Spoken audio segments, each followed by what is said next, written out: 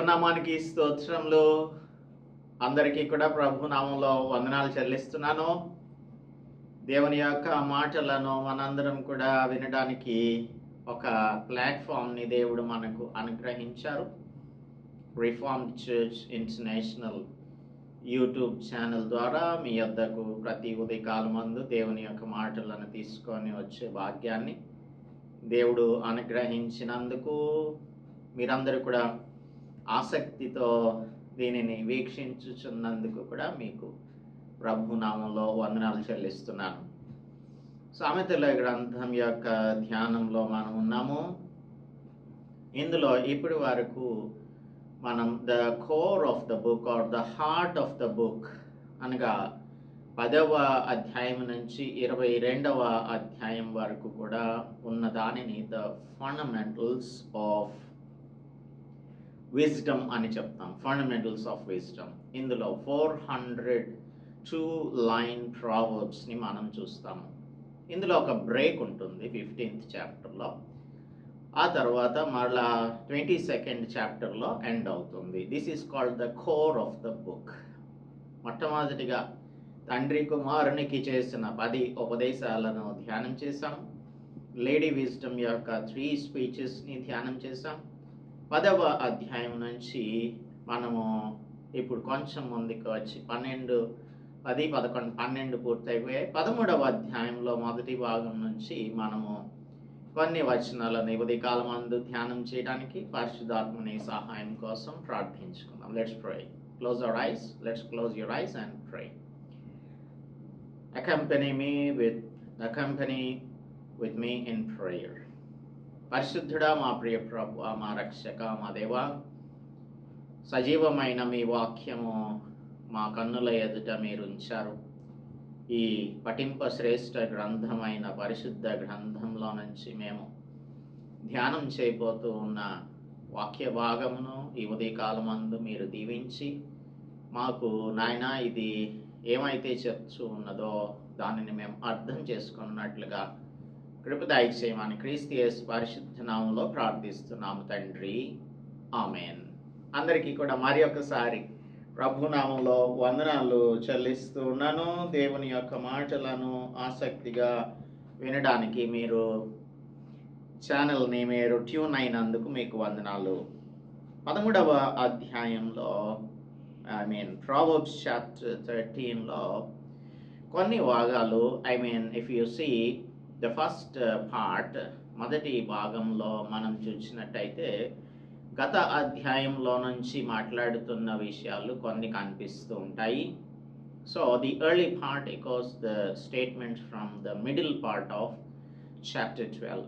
Several lessons of lifestyle and speech మనం already 12th చాప్టర్లో ధ్యానం చేసాం.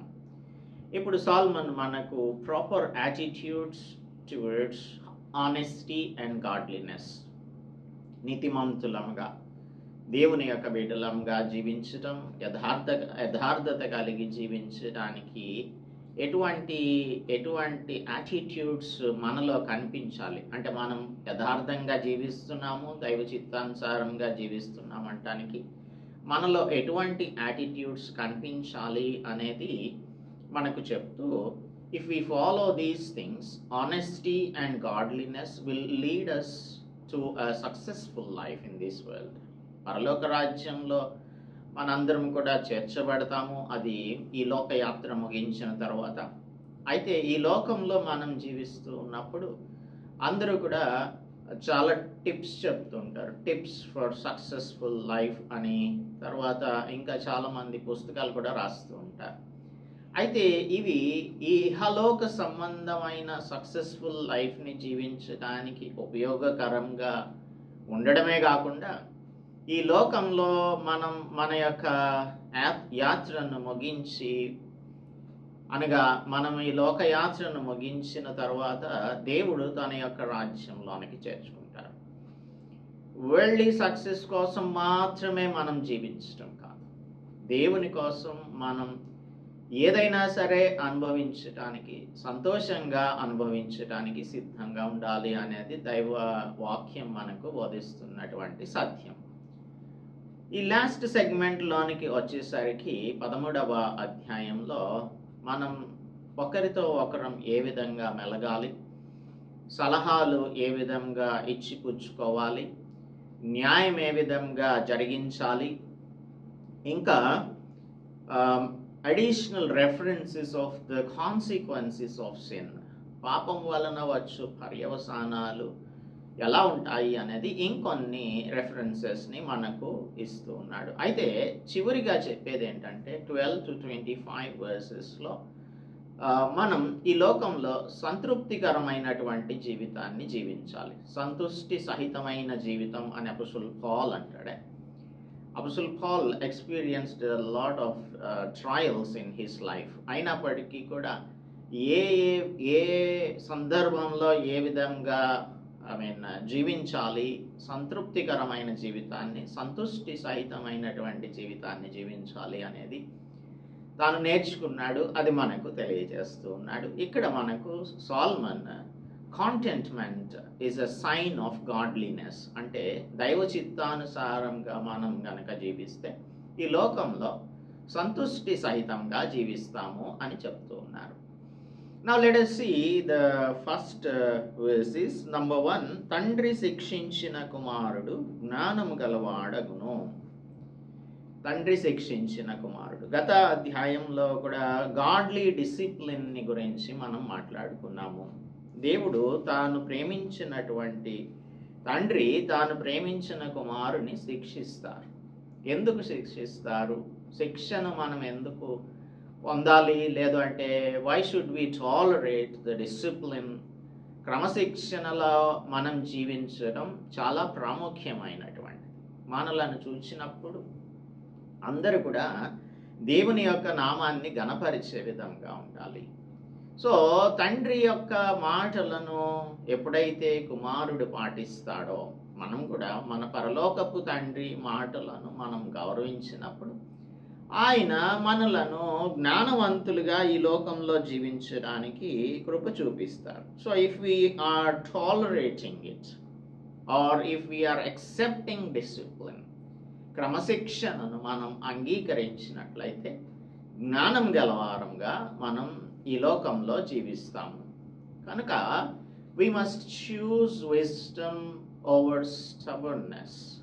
అంటే ఇప్పుడున్న కాలంలో, ప్రస్తుతం ఉన్న కాలంలో పిల్లలను పెంచడం చాలా కష్టతరమైపోతుంది. ఎందుకనంటే మొండి వాళ్ళుగా తయారవుతూ ఉన్నారు. మొండితనం, స్టబర్నెస్ ఆర్ స్టిఫ్ నెక్నెస్, ఇది చాలా ప్రమాదకరమైనటువంటిది.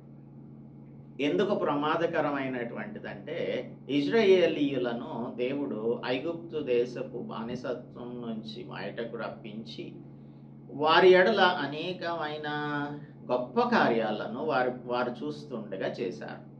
ఐగుప్తు దేశంలో ఉన్నప్పుడు 10 తెగుళ్ళు వచ్చాయి, కానీ వీరు నివసిస్తున్న గోషెను ప్రాంతంలో మాత్రం ఆ తెగుళ్ళ యొక్క ప్రభావం లేకుండా దేవుడు చేసి వారిని ఆ దేశంలో నుంచి, బానిసత్వంలో నుంచి, ఐగుప్తు దేశపు బానిసత్వం నుంచి బయటకు రప్పించిన తర్వాత వారు మోషే మీద, దేవుని మీద తిరుగుబాటు చేసేవారిగా ఉన్నారు.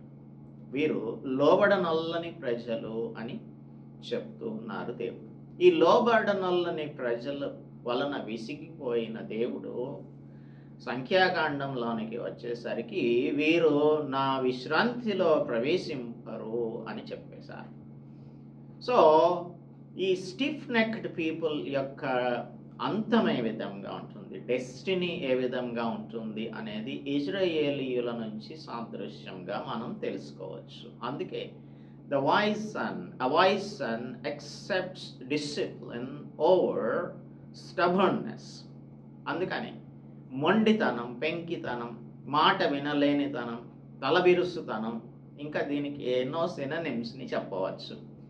ఇవన్నీ కూడా సాతాను సంబంధమైనటువంటిది. విధేయత చూపించడం అనేది అది దేవునికి చాలా ఇష్టమైనటువంటిది.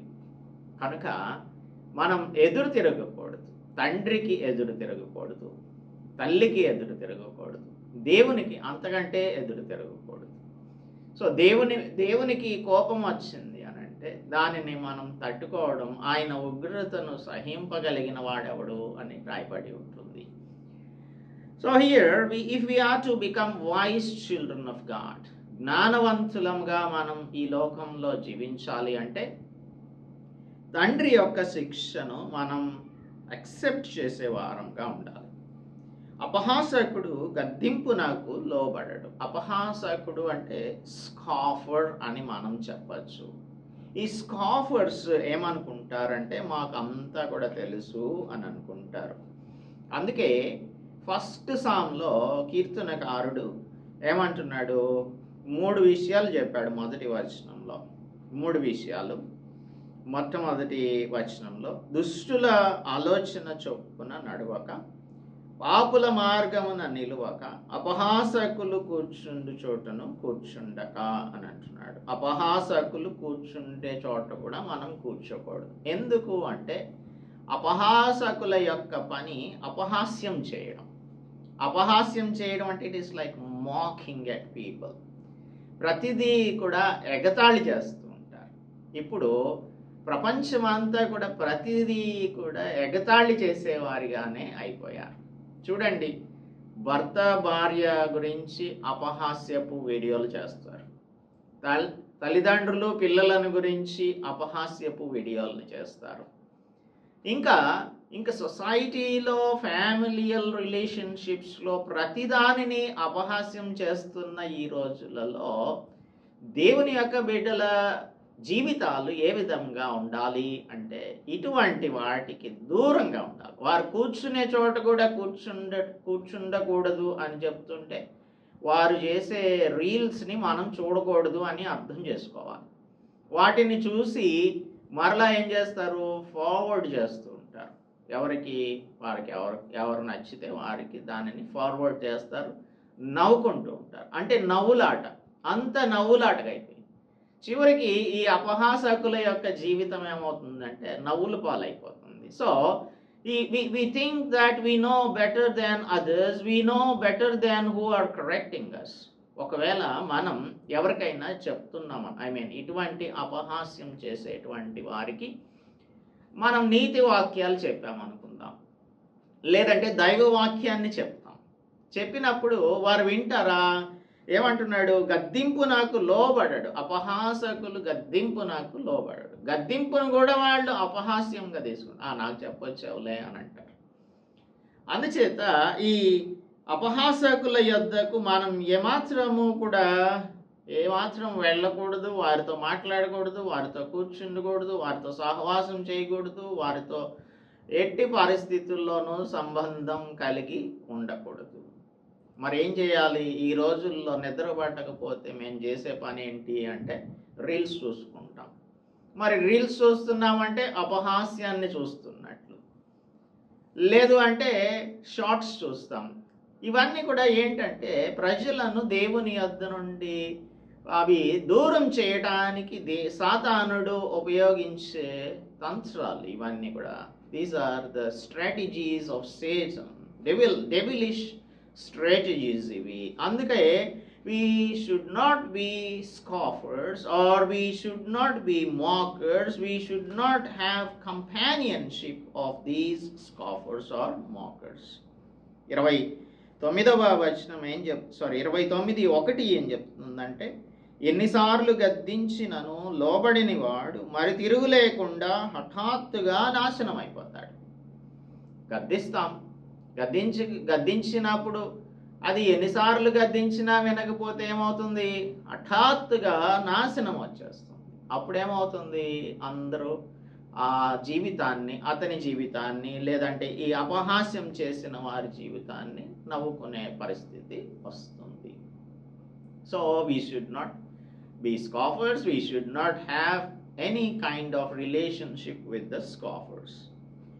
రెండవ వచనం, నోటి ఫలము చేత మనుష్యుడు మేలును అనుభవించును, విశ్వాసఘాతకులు బలాత్కారం చేత నశించుదురు. నోటి ఫలం అంటే మనం గలతీయులకు రాసిన పత్రికలో అపొస్తలుడు పౌలు చెప్తాడు 6:7లో, మనం ఏది విత్తుతామో ఆ పంటనే కోస్తాం. Whatever we sow we reap. దానినే మనం కోసేవారంగా ఉంటాం.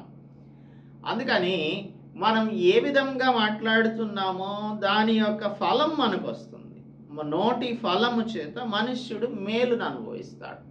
మంచి మాటలు మాట్లాడితే మంచిని అనుభవిస్తాం కదా. అందుకే మనకు మత్తయి సువార్త 5వ అధ్యాయం 13వ వచనంలో యేసుక్రీస్తు ప్రభు ఏం చెప్పారు అంటే, you are the salt of the earth అని చెప్పారు. You are the salt. మీరు ఈ లోకము నాకు ఉప్పై ఉన్నారు. ఎందుకు ఉప్పై ఉన్నారు అంటే, ఈ ఉప్పు అనేది చాలా ప్రాముఖ్యమైనటువంటిది. It's an important mineral. అపోస్తలుడు పౌలు కూడా కొలెషన్స్కి రాస్తున్నప్పుడు 4వ అధ్యాయం 6వ వచనంలో మన స్పీచ్ ఎలా ఉండాలి అంటే కృపాసహితంగా ఉప్పు వేసినట్లు ఉండాలి అంటాడు. సీజన్డ్ విత్ సాల్ట్ అని అంటాడు. యేసు ప్రభు కూడా మీరు లోకము నాకు ఉప్పై ఉన్నారు అని అంటున్నారు. అంటే మన మాటలు ఎప్పుడు కూడా ఇతరులకు ప్లెజెంట్గా అనిపించాలి, సీజన్డ్గా ఉండాలి. అంతేగాని మన మాటలు ఇతరులను ఇరిటేట్ చేసేవి గాను, ఇతరులను బాధ పెట్టేవి గాను, ఇతరుల హృదయములను గాయపరిచేవి గాను, ఇతరులను బాధ పెట్టేవి గాను ఏమాత్రమును ఉండకూడదు. ఎందుకు సాల్ట్ లాగా అని కంపేర్ చేస్తున్నారంటే, ఇది ఒక ఇంపార్టెంట్ మినరల్. అది మన ఫుడ్ని ప్రిజర్వ్ చేయడానికి ఉపయోగించవచ్చు. మన ఫుడ్కి అది ఫ్లేవర్, రుచిని తీసుకొస్తుంది. ఇంకా సాల్ట్ అది ఇట్ ఆల్సో హీల్స్, స్వస్థపరిచేటువంటి గుణం ఉంటుంది. జీవితానికి ఇది చాలా అవసరం. మన బాడీలో ఉన్న ఫ్లూయిడ్స్ని బ్యాలెన్స్ చేయడానికి సాల్ట్ ఉపయోగపడుతుంది. మన నర్వ్స్, మన మసిల్స్ ఫంక్షన్ చేయడానికి ఇది ఉపయోగకరంగా ఉంటుంది. అందుకని this is very vital mineral, చాలా ఇంపార్టెంట్ మినరల్ ఇది. అందుకని ఈ సాల్ట్తో కంపేర్ చేస్తూ ఉన్నాడు. Let us see Colossians chapter 4 verse 6 చూద్దాము. 4:6 చూద్దాం. 4:6లో ప్రతి మనుష్యునికి ఎలాగూ ప్రత్యుత్తరమియ్యవలెనో అది మీరు తెలుసుకొనుటకై మీ సంభాషణ ఉప్పు వేసినట్లు ఎల్లప్పుడూ రుచిగలదిగాను కృపాసహితంగాను ఉండనీయుడి. రుచిగలదిగాను కృపాసహితంగాను ఉండనీయుడి అని అంటున్నాడు. పేతురు రాసిన మొదటి పత్రిక 3వ అధ్యాయం 15వ వచనం చూస్తే అక్కడ మనకేం చెప్తున్నాడు అంటే, ప్రతివానికిని సాత్వికముతోనూ భయముతోనూ సమాధానం చెప్పుటకు ఎల్లప్పుడూ సిద్ధంగా ఉండాలి అంటున్నాడు. ఇక్కడ సమాధానం చెప్పటాన్ని పక్కన పెడదాము, కానీ సాత్వికముతో భయంతో చెప్పేటువంటి వారంగా ఉండాలి, మాట్లాడే వారంగా ఉండాలి. దేవుడు మనలను ఇతరులకు సాత్వికంగా కనిపించాలని చెప్తూ ఉన్నారు. భయం కలిగిన వారంగా ఉండాలని. ఎవరికి?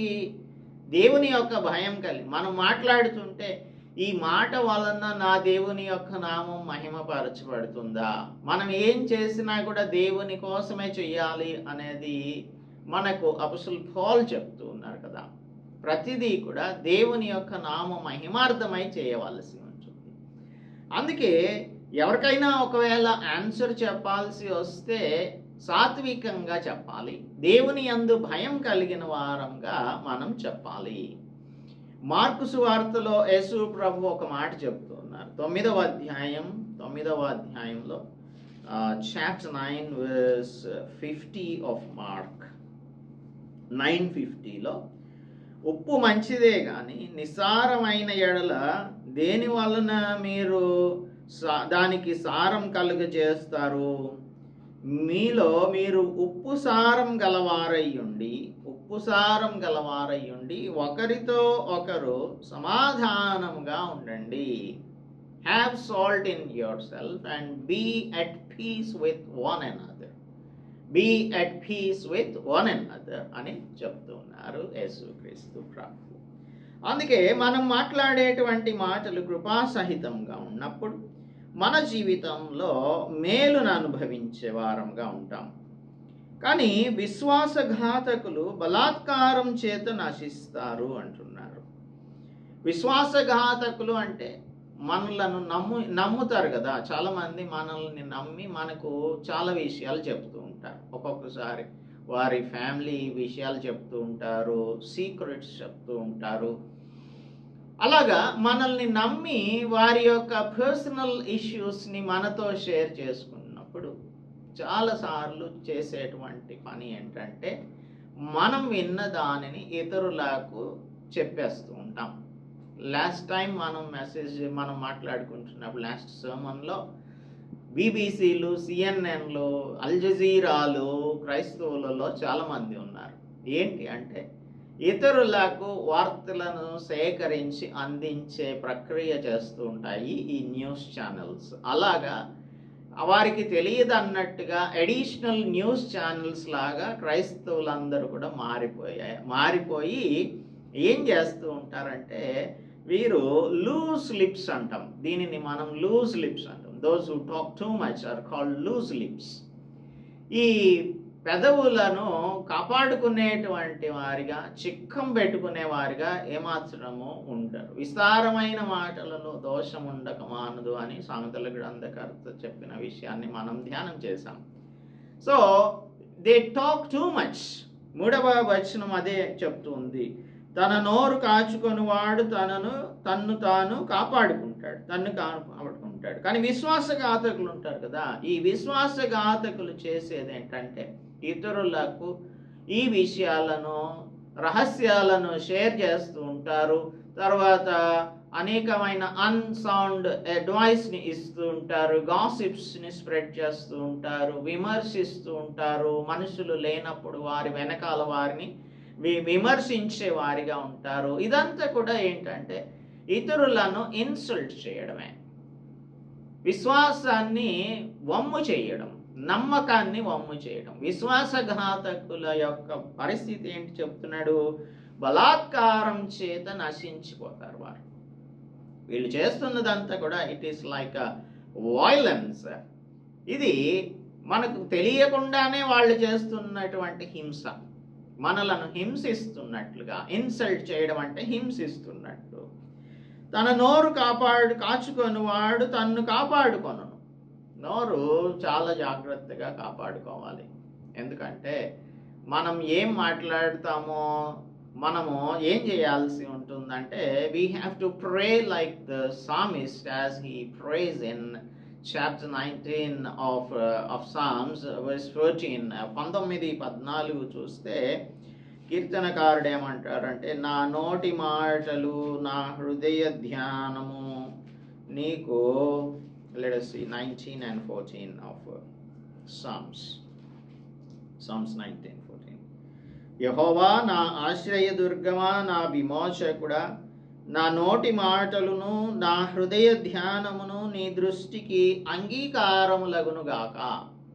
మనం మాట్లాడే మాటలు దేవుని దృష్టికి అంగీకారములుగా ఉన్నట్టయితే ఇతరులను బాధ పెట్టేవిగా ఉండవు. మన నోరు మనలను మనం నోటిని కాచుకుంటే అది మనల్ని కాపాడుతుంది. అందుకే వీ హ్యావ్ టు ఏం చెప్పాలి అంటే we have to take care of what we are speaking. చాలామంది మాట్లాడే విషయాలలో చాలా అనవసరమైన మాటలను అన్నెసెసరీగా మాట్లాడుతూ ఉంటారు. అన్నెసెసరీగా ఈ మాట్లాడడం అనేది చాలా చాలా చేటుని చేస్తూ ఉంటుంది. విస్తారంగా మాట్లాడుతూ ఉంటారు, నోటిని అదుపులో పెట్టుకోరు. ఊరు కొనక మాట్లాడువాడు తనకు నాశనం తెచ్చుకుంటాడు. ఫైనల్గా ఏం జరుగుతుందంటే డిస్ట్రక్షన్ వస్తుంది. ఫ్యామిలీ రిలేషన్షిప్స్ పాడైపోతాయి. తర్వాత ఇంకా చాలా విషయాలు కెటాస్ట్రఫిక్ కాన్సిక్వెన్సెస్, వినాశనకరమైన పర్యవసానాలు జరుగుతూ ఉంటాయి. కుటుంబాలే పాడైపోతూ ఉంటాయి. అందుకే మనం ఏం మాట్లాడుతున్నాం అనేది చాలా జాగ్రత్తగా మనం ఆలోచించుకొని మాట్లాడాలి. సో నోటిని గురించి ఇక్కడ మొదటి మూడు మూడు వచనాలు మనకు తెలియజేస్తూ ఉన్నాయి. సోమరి ఆశపడును గాని, 4వది, వాని ప్రాణమునకు ఏమీయూ దొరకదు.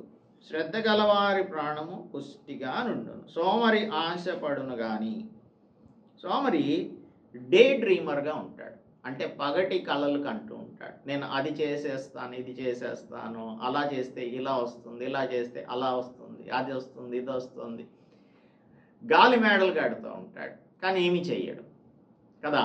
ఇప్పుడు 6వ అధ్యాయంలో 6వ వచనం నుంచి చూస్తే ఇదే సామెతల గ్రంథంలో సోమరిని ఏమంటున్నాడు?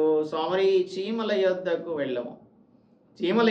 వెళ్ళము, వాటి నడతలు కనిపెట్టి జ్ఞానం తెచ్చుకోను. చిన్న టైనీ క్రీచర్, ఇన్సెక్ట్, అది టైనీ ఇన్సెక్ట్, మనం చేత్తో కూడా నలిపేసి చంపేసేయచ్చు దాన్ని. సో వాటి దగ్గరికి వెళ్ళి వాటి నడతలను కనిపెట్టి జ్ఞానం తెచ్చుకోమంటున్నాడు.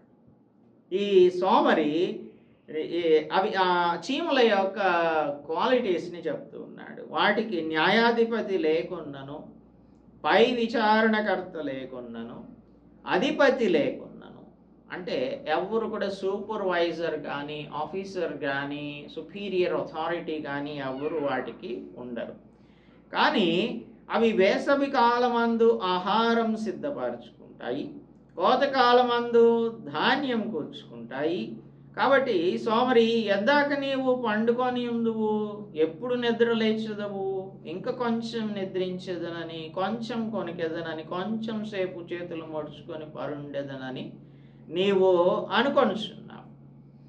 అందుచేత దోపిడిగాడు వచ్చినట్లు దారిద్ర్యం నీ వద్దకు వస్తుంది, ఆయుధదారుడు వచ్చినట్లు లేమి నీ వద్దకు వస్తుంది. ఒకవేళ నువ్వు నాకు ఒక పెద్ద లాటరీ తగిలి నేను ధనవంతుణ్ణి, అపర కుబేరుణ్ణి అయిపోతాను అని డే డ్రీమ్ చేస్తూ ఉండవచ్చు. కానీ ఇక్కడ ఏమంటున్నాడు? అందుచేత దోపిడిగాడు వచ్చినట్లు దారిద్ర్యం నీ దగ్గరకు వస్తుంది, కళలన్నీ కూడా కళ్ళలు అయిపోతాయి. ఆయుధదారుడు వచ్చినట్లు లేమి నీ వద్దకు వస్తుంది, అంటే you will be poverty stricken అని.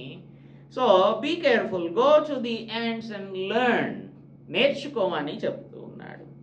సో మరి ఆశపడతాడు, కానీ వాని ప్రాణానికి ఏమి కూడా దొరకదు. శ్రద్ధ గల వారి ప్రాణం పుష్టిగా ఉంటుంది. దేవుడు మొట్టమొదటి నుంచి ఈ వర్క్ కల్చర్ని ప్రవేశపెట్టాడు. గార్డెన్ ఆఫ్ ఈడెన్లో నుంచి వీళ్ళు మనుషులు, యాడమ్ అండ్ ఈవ్ని వెళ్ళినప్పుడు వారు కష్టించి పనిచేసి భూమిని దున్ని ఆదాముకి చెప్పాడు, నీవు దాని యొక్క ఫలాన్ని అనుభవించాలి. That means you have to work. పని చేయకుండా భోజనం కూడా చేయకూడదు అని అపోస్తలుడు పౌలు చెప్తూ ఉంటాడు. పనివాడు మాత్రం జీతానికి పాత్రుడు, పని చేయనటువంటి వాడికి ఏమి కూడా పెట్టకూడదు. అలాంటప్పుడు మనం హౌ కెన్ వి డిపెండ్? చాలామంది పిల్లలు వాళ్ళని భారతదేశంలో చాలా డబ్బులు ఖర్చు పెట్టి చదివిస్తూ ఉంటారు. ఎన్నో డబ్బులు, లక్షలు ఖర్చు పెట్టి చిన్నప్పటి నుంచి ఎల్కేజీకే డొనేషన్ ఫీ కడుతూ ఉంటారు, స్పెషల్ ఫీజులు కడుతుంటారు, బుక్స్ ఫీ కడుతూ ఉంటారు. ఇలాగా ఎన్నో డబ్బులు ఖర్చు పెట్టి చదివించిన తర్వాత ఇంజనీరింగ్ అయిపోయాక ఇంట్లో కూర్చొని పని ఏమి చేయకుండా ఉంటే ఏమవుతుంది? వాళ్ళు తల్లిదండ్రులకు వారికే భారం, భూమికి భారం, తల్లిదండ్రులకు భారం. అలాగా సోమరులంగా మనం జీవించకూడదు. వర్క్ ఎథిక్స్ అనేవి మొట్టమొదటి నుంచి కూడా దేవుడు మానవునికి ఇచ్చాడు. పని చేయాలి, పని చేస్తేనే భోజనం చేయాలి, పని చేయకుండా భోజనం చేయడానికి ఏమాత్రం వీలు లేదు అని అపోస్తలుడు పౌలు అంటున్నాడు. అందుచేత సోమరులంగా మనం ఉండకూడదు. శ్రద్ధ గల వారంగా ఉంటే మన ప్రాణం పుష్టిగా ఉంటుంది. శ్రద్ధ కావాలి జీవితంలో. మనం ఏం చెయ్యాలి అనేది it is also part of discipline. It is a discipline life. క్రమశిక్షణ కలిగిన జీవితం ఇలాగే ఉంటుంది. సో క్రమశిక్షణ లేకపోతే సోమరితనం వస్తుంది. అందుచేత మనకి సూపర్వైజర్స్ అవసరం లేదు, పై విచారణకర్త అవసరం లేదు, మనకు అధికారులు అవసరం లేదు. దేవుడు మనకు అనుగ్రహించిన విజ్ఞతను బట్టి మనం ఎప్పుడు ఏం చెయ్యాలి అనే దానిని అర్థం చేసుకొని చేయవలసి ఉంటుంది. ఇహలోక సంబంధంగానే కాదు, ఆత్మ సంబంధంగా కూడా. ఈ లోకంలో మనం ఉంటున్నప్పుడు అనేక మంది స్పిరిచువల్ స్లగర్డ్స్ ఉంటున్నారు. అంటే ఆత్మీయంగా సోమరులు ఉంటున్నారు. ఆత్మీయ సోమరుల యొక్క పరిస్థితి ఏంటంటే బైబిల్ చదవరు, వాక్యం తెలియదు, ఏదో ఎవరో చెప్తున్న మాటల్ని మనము చాలామందికి ఒక అలవాటు ఏంటంటే ఖాళీగా ఉంటే ఏదో ఒక వాక్యం పెట్టుకొని వింటూ ఉంటారు. ఇదే గొప్ప పని అని అనుకుంటూ ఉంటారు. ఇది కూడా ఒక రకమైన సోమరితనమే. మీరందరూ కూడా ఇప్పుడున్న పరిస్థితుల్లో ఎలా ఉండాలి అని అంటే సాలిడ్ ఫుడ్ని తింటూ ఉన్న వారిగా ఉండాలి అంటాడు పీటర్. కానీ మీరు పాలు త్రాగే వారిగా ఉన్నారు, అంటే సోమరులుగానే ఉన్నారు, ఇంకా పాలు తాగుతూ కూర్చున్నారు. మరి వాక్యం ఎప్పుడు నేర్చుకుంటాము? దేవుని యొక్క పనిని మనం ఎప్పుడు చేస్తాము? దేవుని రాజ్య వ్యాప్తి కొరకు ఎప్పుడు మనం పని చేస్తాము? సో స్పిరిచువల్ స్లగర్డ్స్ లాగా కూడా ఉండకూడదు. ఇది చాలా ప్రాముఖ్యమైనది. ఒకవేళ ఈ లోకంలో ఏదైనా యాక్సెప్టబుల్గా ఉండొచ్చేమో కానీ దేవుడు ప్రతిదానికి కూడా లెక్క అడుగుతాడు. నిన్ను రక్షించిన తర్వాత నిన్ను రక్షించిన దానికి కృతజ్ఞతగా నీవు ఎంతమందిని నా దగ్గరికి తీసుకొచ్చావు అని అడిగితే మనం వట్టి చేతులతో ఆయన ముందు నిలబడాల్సి వస్తుంది. సో స్పిరిచువల్గా కూడా మనం సోమరులముగా ఉండకూడదు అని ఈ 4వ వచనం యొక్క సందర్భంలో మనము అర్థం చేసుకుందాము. So what we have learn today is, మన నోరు మనం జాగ్రత్తగా పెట్టుకుంటే మనకు మేలు జరుగుతుంది. మన నోటి ఫలాన్నే మనం అనుభవిస్తాము. అరబిక్ ప్రావర్బ్ ఒకటి ఉంటుంది, take heed that your tongue doesn't cut your throat. నీ నాలుక నీ మెడ తెగి నరకడానికి కారణం కాకుండా జాగ్రత్తగా చూసుకో అని అంటారు. ఏంటి అంటే మన నాలుకతో మాట్లాడే మాటలు మన మెడ మీద అది కత్తిలాగా ఉండకూడదు అని చెప్తారు. అందుకని ఈ రోజు నుంచి కూడా ఏం మాట్లాడుతున్నా రెస్పాన్సిబుల్గా మాట్లాడదాం, అది కృపాసహితంగా మాట్లాడదాం, ఇతరులకు వినువారికి మేలు కలుగునట్లుగా మాట్లాడదాం, వినువారిని చెరిపే విధంగా మాట్లాడకుండా ఉండటానికి దేవుడు మనకు కృప చూపించునుగాక. ప్రార్థించుకుందాం. పరిశుద్ధుడా మా ప్రియ ప్రభువా, ఈ ఉదయకాలమందు సొలొమోన్ మాకు రాస్తున్నటువంటి ఈ ప్రావర్బ్స్లో తండ్రి మా యొక్క నోటి ఫలము గురించి మాట్లాడుతూ ఉన్నారు. మేము మా హృదయం ఏది నిండి ఉంటుందో దాన్ని బట్టే మా నోరు మాట్లాడుతుంది అని మీరు మాథ్యూలోను లూక్లోను చెప్తూ ఉన్నారు. కనుక నాయన మా హృదయం అంతా కూడా మిమ్మను నింపుకునే వారంగా, మీ వాక్యమును నింపుకునే వారంగా, మా మాట మేము నోరు తెరిస్తే మా మాటలు మీ మాటలే వచ్చినట్లుగా, మా మాటలు మీ మాటలు అవునట్లు, మీ మాటలే మా మాటలు అవునట్లుగా కృప చూపించమని, ఇతరులను పాడు చేసే మాటలు, గాసిప్స్, క్రిటిసిజమ్స్, అన్నెసెసరీ వర్డ్స్, తర్వాత అన్సౌండ్ అడ్వైజెస్ మేము ఇవ్వకుండా ఉండునట్లు మాకు కృప చూపించమని, మా నోటిని కాచుకొనుట, మా జీవితంలో కాపాడుకొనున్నట్లుగా మా ప్రియులకు మాకు సహాయం దయచేయమని క్రీస్తు యేసు పరిశుద్ధ నామములో ప్రార్థిస్తున్నాం తండ్రి, ఆమేన్. దేవుని నామానికి స్తోత్రం. అందరికీ కూడా వందనాలు. దేవుని యొక్క కృపను బట్టి మనం ఈ విధంగా ప్రావర్బ్స్ని కంటిన్యూ చేస్తున్నాము. ఈ ఛానల్ని మీకు తెలిసిన వారికి పరిచయం చేయండి. దీనివలన మీరు మేలు పొందినట్లయితే మాకు దానిని తెలియచేయండి. దేవుడు మేమును ఆశీర్వదించునుగాక. ఆమేన్.